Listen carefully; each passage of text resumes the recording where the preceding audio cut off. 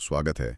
आज हम देख रहे हैं भूल भुलैया का रहस्य, एपिसोड 4 के कुछ अहम हिस्से। जी हाँ। हमारे पास जो कहानी के अंश हैं उनमें अनन्या पहुंचती है जगन्नाथ मंदिर और फिर एक छिपी हुई भूल भुलैया में उतरती है। वो भोर का समय, मंदिर का माहौल, मूर्तियां और फिर अचानक एक गुप्त सीढ़ी, मतलब काफी कुछ हो रहा है। हाँ बिल्कुल। तो आज कोशिश करते हैं समझने की कि इस मोड़ पर कहानी में सबसे दिलचस्प क्या है। बिल्कुल। और ये सिर्फ एक रोमांचक मोड़ नहीं है, जैसा आपने कहा, इसमें कई परतें हैं, है ना। हाँ। एक तो वो प्राचीन मंदिर, फिर उसमें गुप्त रास्ते, हाँ। फिर दादाजी की डायरी के वो सुराग, हाँ, वो डायरी, और दारू ब्रह्मा का रहस्य और ऊपर से ये खतरनाक संगठन असुर संघ। हम देखेंगे कि कैसे अनन्या को पहले भरोसा दिलाया जाता है, फिर धोखा मिलता है, खतरा सामने आता है, और ये सब कैसे उस डायरी से जुड़ा है। तो कहानी शुरू होती है, सुबह का समय है। अनन्या एक पुजारी के साथ मंदिर में है। अच्छा।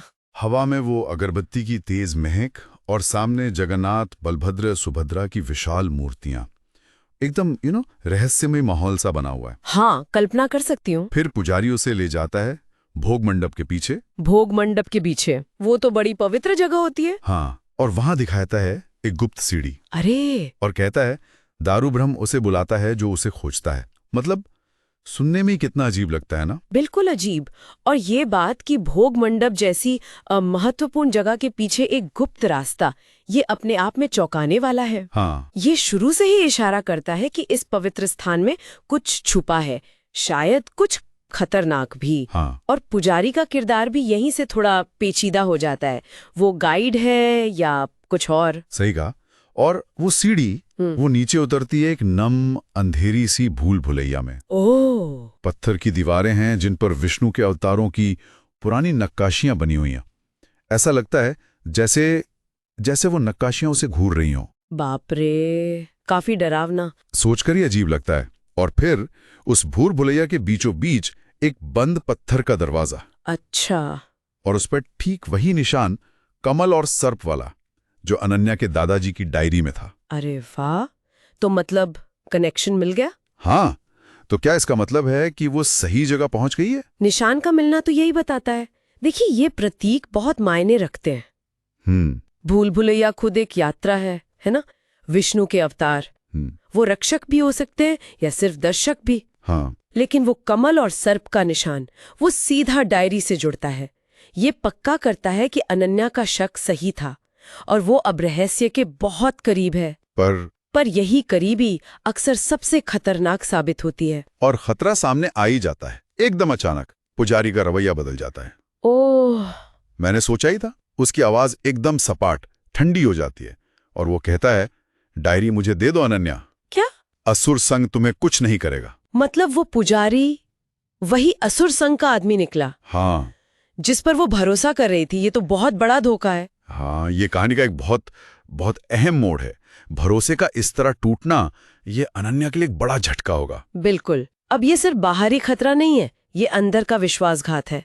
और पुजारी का सीधे डायरी मांगना ये भी साफ करता है कि असुर संघ के लिए ये डायरी कितनी जरूरी है। हाँ, शायद दारू ब्रह्म तक पहुंचने की चागड़ी। हो सकता है, बिल्कुल हो सकता है। लेकिन तभी रुद्र आ जाता है।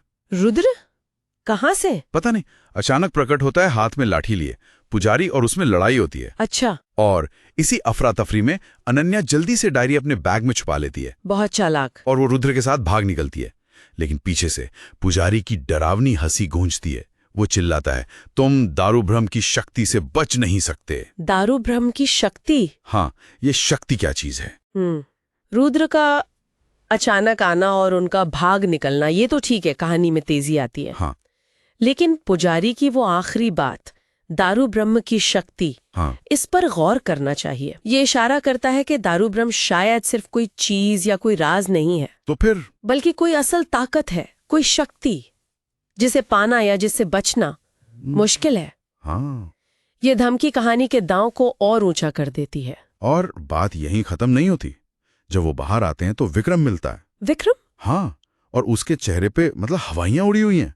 वो एक चौंकाने वाली बात बताता है। क्या? कि ये असुर संघ, ये सिर्फ कोई छोटा मोटा पंथ या ग्रुप नहीं है। उन्हें मंदिर प्रशासन के अंदर किसी बड़े आदमी का सपोर्ट है। क्या कह रहे हैं? मंदिर प्रशासन के अंदर से? हाँ, ये तो मामला और भी ज्यादा उलझ गया। सही कहा विक्रम की ये जानकारी ये तो पूरी तस्वीर ही बदल देती है। बिल्कुल। अब ये लड़ाई सिर्फ कुछ कट्टर लोगों से नहीं है, ये तो मंदिर के सत्ता के गलियारों तक पहुंच गई है। इसका मतलब है कि खतरा कहीं ज्यादा बड़ा है, ज्यादा संगठित है। अनन्या की लड़ाई अब सिर्फ बाहरी ताकतों से नहीं बल्कि सिस्टम के भीतर छिपे दुश्मनों से भी है। तो अगर हम इन सारे हिस्सों को जोड़कर देखें, अनन्या ने भूल भुलैया का रास्ता खोजा, पुजारी के धोखे का सामना किया, रुद्र की मदद से जान बचाई। हाँ।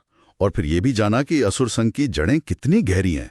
वो डायरी, दारू ब्रह्म और असुर संघ, इनके बीच का जो टकराव है वो बिल्कुल साफ नजर आ रहा है। हाँ, टकराव तो साफ है। और ये सब हमें एक गहरे सवाल पर लाकर छोड़ देता है, नहीं? कैसा सवाल? यही कि अगर असुर संघ की पहुंच मंदिर प्रशासन के इतने अंदर तक है, तो सोचिए कि वो दारू ब्रह्म आखिर क्या होगा जिसे वो हासिल करना चाहते हैं। उसकी असल शक्ति क्या होगी? और किसी पवित्र स्थान के ठीक बीच में पवित्रता और भ्रष्टाचार के बीच की ये जो रेखा है वो आखिर कितनी धुंधली हो सकती है? हाँ, ये तो वाकई सोचने वाली बात है।